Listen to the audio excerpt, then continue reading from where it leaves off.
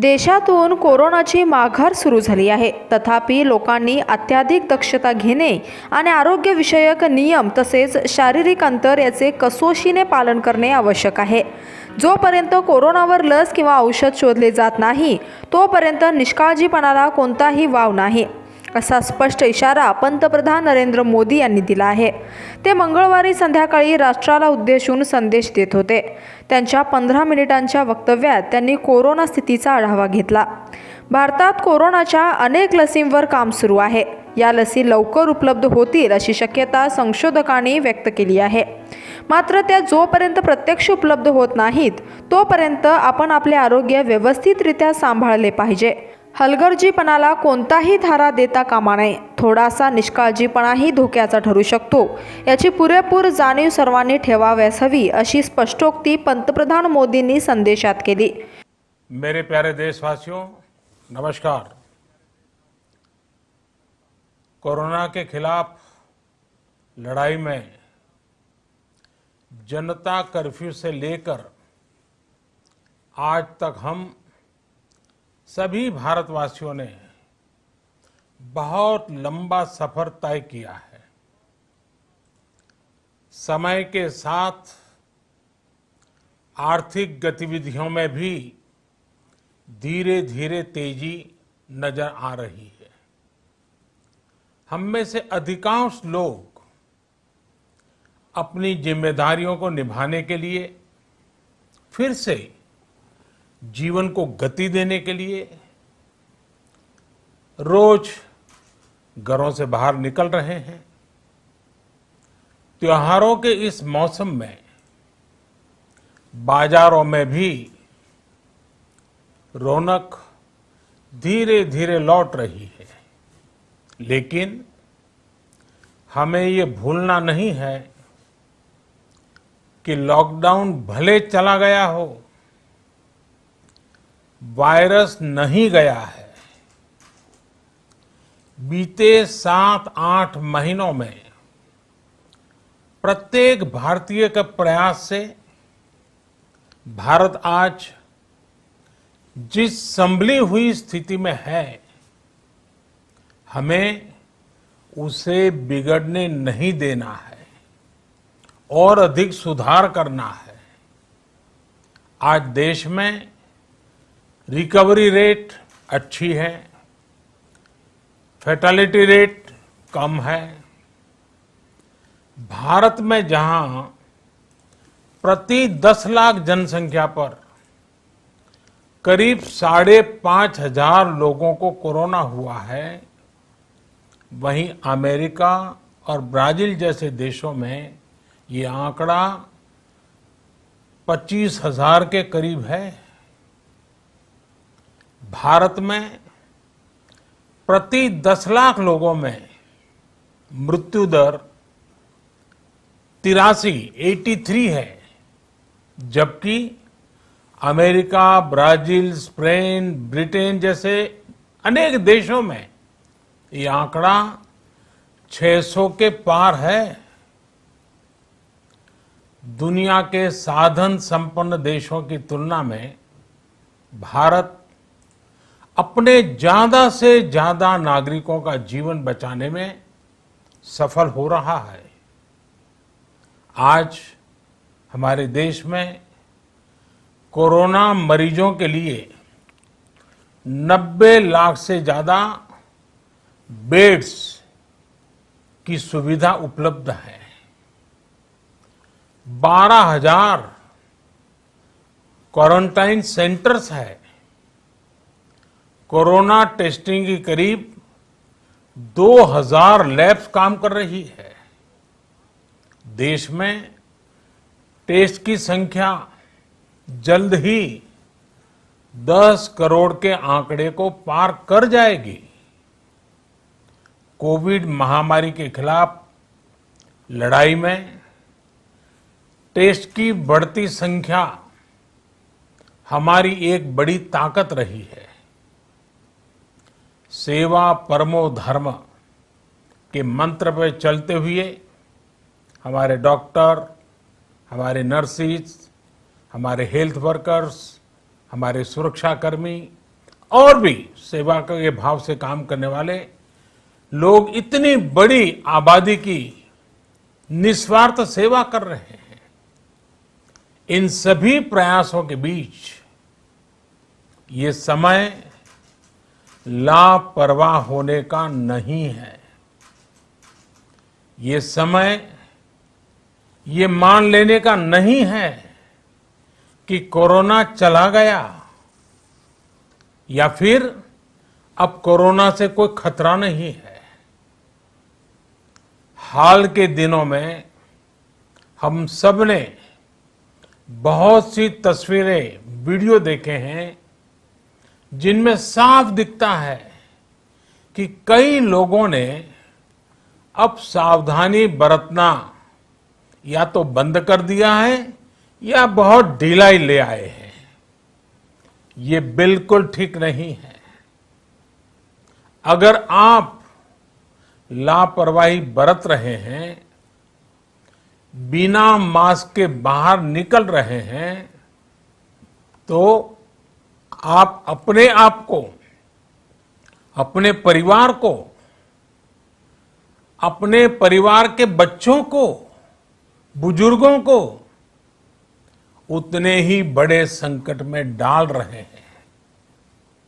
आप ध्यान रखिए, आज अमेरिका हो या फिर यूरोप के दूसरे देश, इन देशों में कोरोना के मामले कम हो रहे थे, लेकिन अचानक से फिर से बढ़ने लगे हैं और चिंताजनक वृद्धि हो रही है।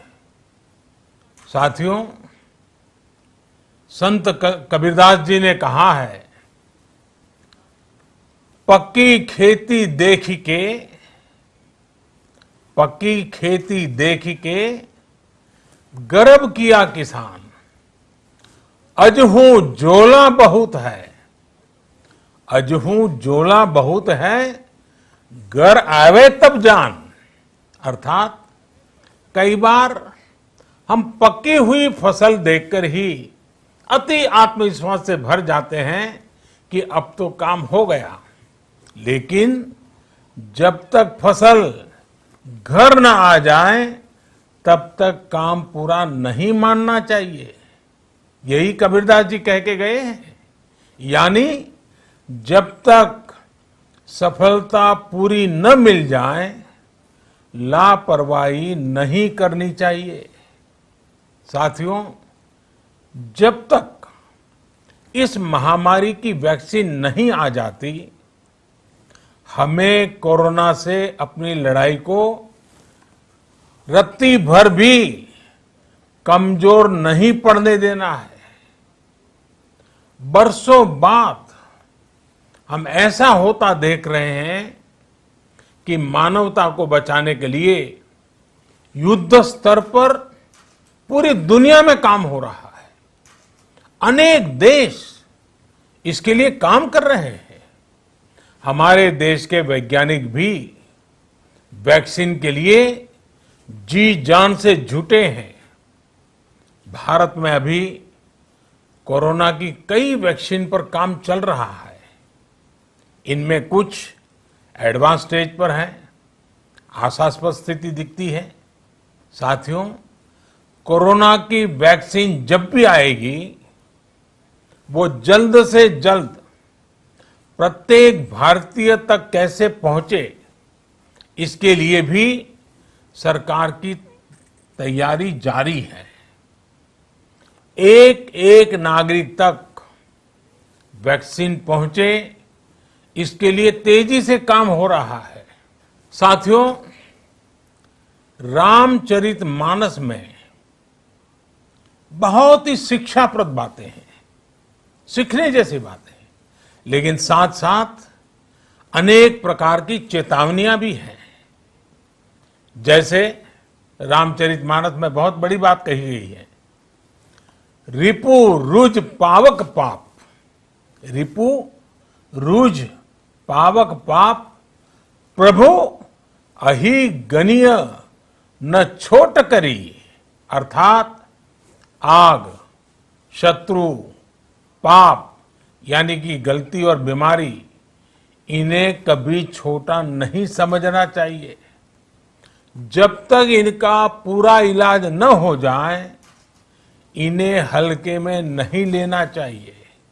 इसलिए याद रखिए, जब तक दवाई नहीं, तब तक ढिलाई नहीं।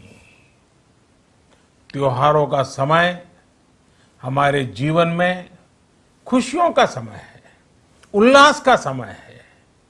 एक कठिन समय से निकलकर हम आगे बढ़ रहे हैं।